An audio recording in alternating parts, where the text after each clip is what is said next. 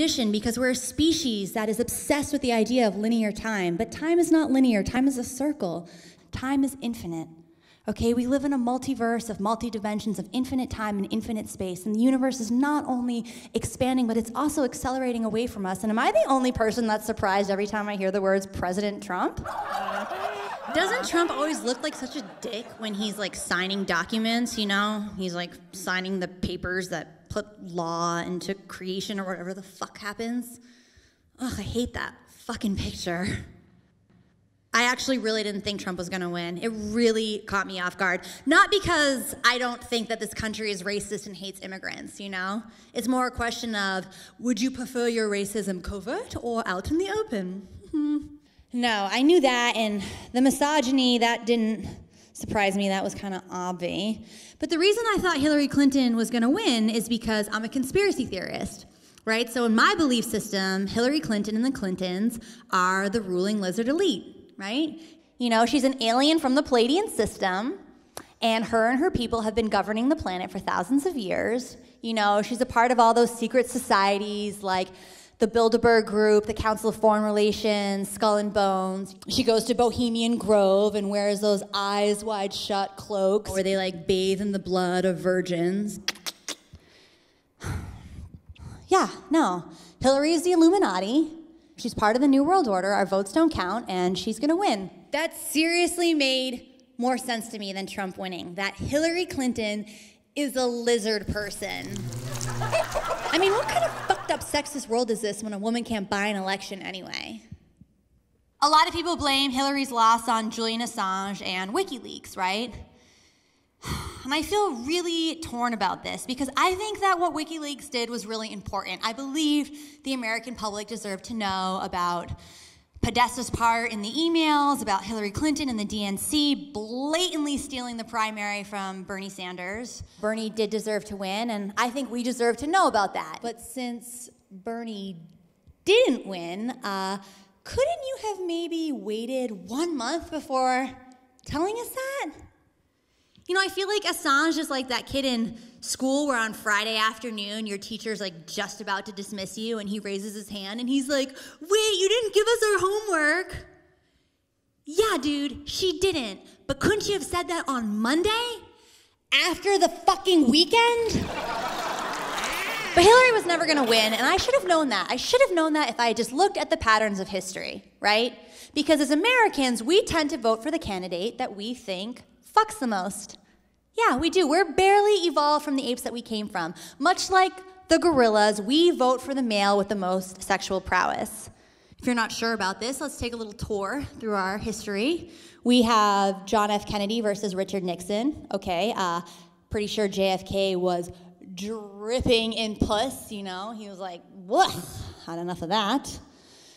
We have Ronald Reagan versus Jimmy Carter. Reagan was an actor, so he had like all that swag. We have Barack versus McCain. No brainer. We don't really need to go into that too much deeper. George Bush Sr. and Bill Clinton. Now this is an interesting one because George Bush Sr. had the highest approval rating of any American president in all of American history. 90% approval rating after the Gulf War. And then Billy Clinton walks in with his big dick and everyone's like, get that old fart out of the White House. Billy Clinton knows how to fuck. Hillary never had a chance. Hillary never had a chance because she spent her entire career desexualizing herself, right? She was so afraid of her femininity that she circumcised her sexuality with her haircuts. Then Donnie Trump is like giving ladies the shaka, you know? And everyone's like, that's my president. I miss the days when celebrity gossip was what was used to distract us from the news. You remember those times, those like innocent times when you'd be on Facebook and you'd see this like snarky post that was like, while you were busy paying attention to Kim Kardashian's queef, Obama sent drones to the Middle East. And then you were like kind of embarrassed because you did care more about that queef. And you could have like sworn you heard it from a distance. But now because Trump is so fucking insane, the news about Trump is used to distract us about the fucked up news about Trump, right? Like his fucked up news distracts us from his fucked up news. It's fucked up. I think that white people are to blame for President Trump. I think because the government refuses to pay reparations, that black people shouldn't pay taxes. I have this new ritual I do every morning. I wake up, I do a meditation, I go downstairs, I have breakfast, I drink a little bit of coffee, and then I listen to Amy Goodman on NPR's Democracy Now!, and then I have a panic attack. Yeah, I just start screaming. It's funny, if you want to unwind, I think a good idea is to text a friend or family member that voted for Trump and ask how they think he's doing, because their blind support is inspirational. Yeah, like where I wake up with nightmares about nuclear war, they're telling me about how the wall will create jobs. I'm actually really jealous of evangelical Christians right now who are applauding global warming because they believe it's accelerating the Armageddon and end of days. Yeah, I would give anything to be a neo-Nazi fundamentalist right now, because I just think it would be so relaxing. Just a day at the beach. The two-party system is the real problem in politics, because not only do we not have any actual real choice, but also it allows you to not have to think too much about the issues, you can just vote along with party lines. Like when I go into the polls, I get up there and I'm all confident, I'm like, yeah, okay, cool, I know what I'm doing. President, okay, I know that. All right, senator, cool, I've heard of this person. And then everything else, I'm like, blue, blue, blue, blue, blue, blue, blue, blue, blue, blue, blue, blue, blue, blue, blue, which is actually kind of a lot of stuff. There's a lot on the ballot that I know nothing about. A shoe could be running for governor, and I'd be like, yeah, I'll vote for him. He's a Democrat.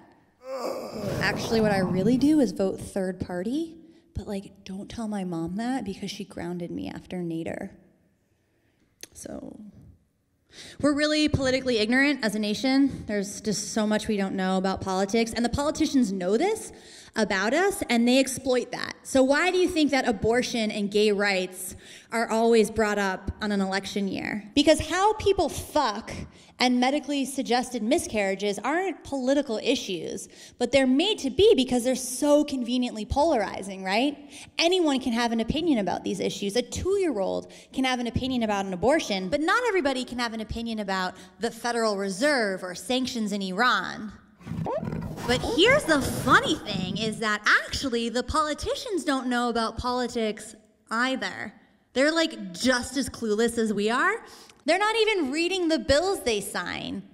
They don't know the leaders of all the countries. They don't know how to pronounce Kyrgyzstan or wherever, or even where it is. They don't know anything about politics. Politics is theater. The government and private sector have become one. And I think that we keep voting in politicians because we want to maintain the illusion that someone's in charge. Because the harsh reality that we're actually on a sinking ship with no captain is fucking terrifying. Right?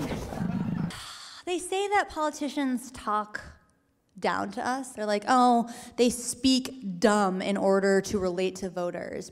No, they're just dumb. Yeah, they're actually legitimately and authentically dumb. But we like that. We like that. We want our politicians dumb, and that's why we always talk about the concept of drinking a beer with our president, right? I want a president I can drink a beer with. That's the kind of president I want. I can't relate to Al Gore and all his inconvenient truth-telling. Al Gore, what a bore. Ooh. And people like Trump for the same reason. Really? That's what you want in a president? Someone you can hang out with? The person who's positioned to be the most powerful human on planet Earth? You want to be able to chill with him? I don't want a president I can bro down with. I want a president who's 40 times smarter than me, right? He has the nuclear codes. I want my president to be Asperger's, he's so smart. I want him unable to look anybody in the eye because of his high-functioning autistic brilliance. But that's not what we want. We don't want a smarty pants in the White House making us feel dumb. No one likes feeling dumb and like they don't know what's going on. And I think we have a lot of resentment because we are dumb, and we don't have to be this dumb, right? If you look at the federal budget, only 3% of it goes to education. The rest of it goes to war. So if 3% is going to education, and all we're doing is taking those kids and shove sugar down their throat, and they're just like, rah, and they can't sit still because they're all hyped up on high fructose corn syrup, so then we medicate them so they sit the fuck down. I think we know we don't have to be this dumb. And we resent it. We resent it deeply. So if Donald Trump is the reaction to the Obama presidency, it wasn't just Obama's blackness that enraged Americans, it was also his intelligence, right? Because now people are insisting that Donald Trump, a man that says bigly, and I know many words, is the answer to our economic anxiety? Really? Because I don't know about you guys, but from what I understand about economics, it's some pretty complex math, right? You know, you have like macroeconomics and microeconomics and like all these equations and how policy intertwines with human behavior. And you're telling me that Donald Trump, a guy who's filed for bankruptcy 4 times, is gonna dig us out of our $6 trillion debt? I don't think so. Do you want to hear something really funny, though? The world is in debt. Yeah. So it turns out that the world owes money to the world. Cool. Because what's weird about that is that when an individual is in debt, it ruins their life. But when a country is in debt, it's like totally okay. You know, you'd almost think that large-scale institutional debt is how money is made. But that would be absurd because that would mean our economy wasn't even real. But money doesn't have to be real. Money doesn't have to be real because money is our God. It is our God. Every religion believes in money, right? All religions use money. A terrorist would come to America and buy a sandwich with the American dollar before his attack. People use each other's money. They don't care. Religion is money. Money is religion. Money is God. And you want to hear something crazy about that? Money is just as magic as God because money doesn't even exist. Forget the fact that it's a mass hallucination that we've all agreed to, that a piece of paper has actual value. But if you think about it, there is no real tangible money in the world anymore. There's $60 trillion in the world right now, and only $6 trillion in actual dollars pieces of money, right? So that means 90% of all of our money doesn't exist. It's just in a computer somewhere. Yeah, money's just in computers, and it just goes from one computer to the next, and we're just pushing around data, la la la la la, and binary code. Oh, here we go, here we go. Money is artificial intelligence. And artificial intelligence is computers, and the machines already rule us. So you don't have to fear that happening, okay? The machines already have all the control and power. They do. So all those robots that the government are making, don't worry about them taking your jobs. That's not gonna happen. No, those robots are gonna be sex bots. Yeah, sex bots and soldiers, but mostly sex bots. Like, can you imagine in the future how humiliating it'll be to have to clean your sex bot? You'll be like, okay, here we go. Get the mouth out.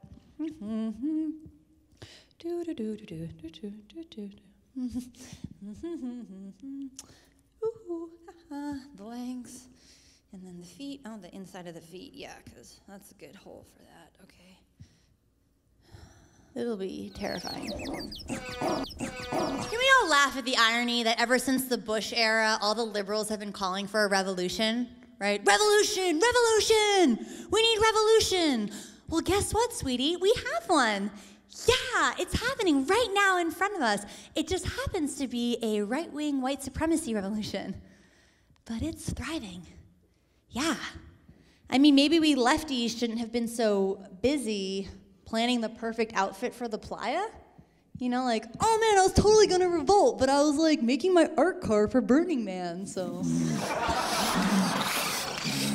There's no political party that's anti-war. Both the Democrats and Republicans are really pro-war. You know, they just war it up on the regular. I think that most of us don't even know how many wars we're involved in. And that's because they don't happen here on American soil. They happen over there, that way, I don't know, I suck at geography, just, that's where the wars go. But can you imagine what it would be like to have a war here? You know, I think we would all be a lot more anti-military if the wars were happening here. Can you just like picture that? Like bombs like coming onto your country?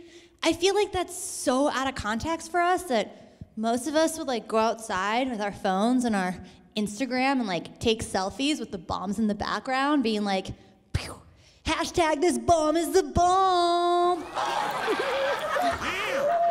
The other half of us will like be really indignant and go outside with our hands on our hips and be like, I know my rights. You can't be bombing us like this.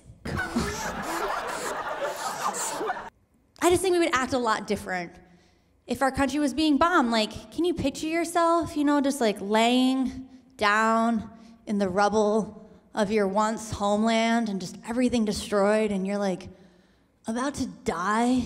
So maybe you pull out your phone to say goodbye to your loved ones and you FaceTime them so you can, you know, actually just look at yourself as you say goodbye, because that's all anyone does on FaceTime or Skype. I mean, why don't they just make it a mirror?